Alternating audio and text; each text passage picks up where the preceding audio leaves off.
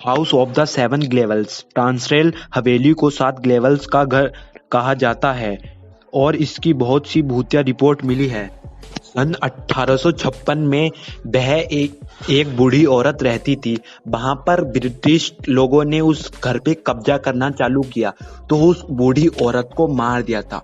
तो उस बूढ़ी औरत ने कसम खाई थी कि मैं तुम्हें सबको खत्म कर दूंगी। तो उन ब्रिटिश लोग में से 7 लोग ऐसे थे जो वहां पर रहे।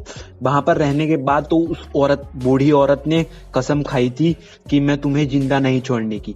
तो एक दिन ऐसा हुआ, बहुत तेज तूफान आया। तूफान आने के बाद वह गिलास गिरने लगे और खिड़की दरवाजे खुलने बंद होने लगे। वह ब्रिटिश लोग समझ गए कि यह कोई नहीं है, वह बुरी आत्मा है।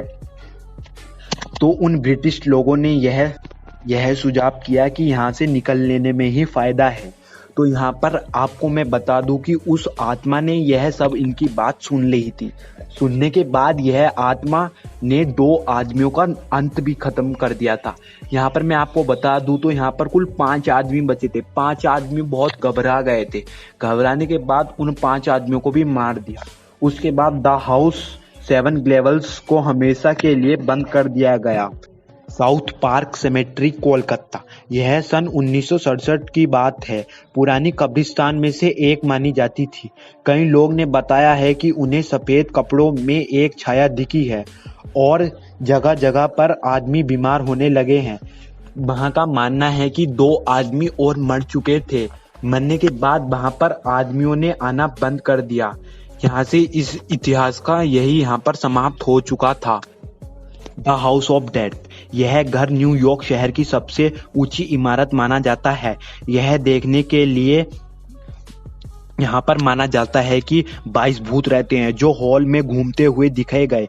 लेखक मार्क ट्वेन 1900 से लेकर 1901 के बीच इस बात का दावा करते हैं कि उन्होंने हॉल में कुछ दुर्घटनाओं का अनुभव किया है, जैसे कि बीच की हवा मिलने का चक्कर आने, एक भूत को सीढ़ियों पर घूमते हुए और 1937 में एक माँ बेटी के साथ खिड़कियों पर घिसटते हुए। यह कोई घटना का स्थल था जिसमें हत्या, आत्महत्या और 18 वर्ष बुढ़िया की मृत्यु शामिल थी। यह मानना है कि वहां पर बहुत आत्मा रहती थी और इस आत्मा का यहीं देहांत हो गया। बिलामी ब्रिज का भूत। मैं आपको बता दूं कि सन 1830 के दशक में एलेंजिनिया और कोरोलिन बिलामिया का यहाँ पर विवाह हुआ था। उसके घर वाले आदिवासी थे।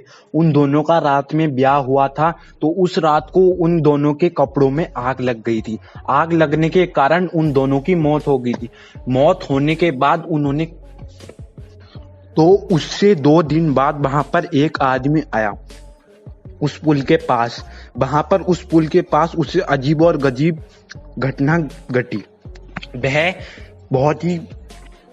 कांप उठा और कांपने के बाद वह वहां से चला गया। चला जाने के बाद उसे 2 दिन बाद बहुत तेज बुखार आया। बुखार आने के बाद उसकी 3-4 दिन बाद मौत हो गई और यह घटना यहाँ पर समाप्त हो गई।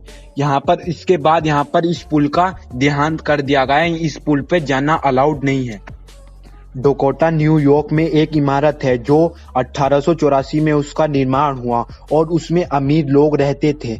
उसमें एक परिवार ऐसा भी था जिसमें एक औरत और एक आदमी रहते थे। एक दिन जाने क्या हुआ, आदमी में और औरत में लड़ाई हो गई।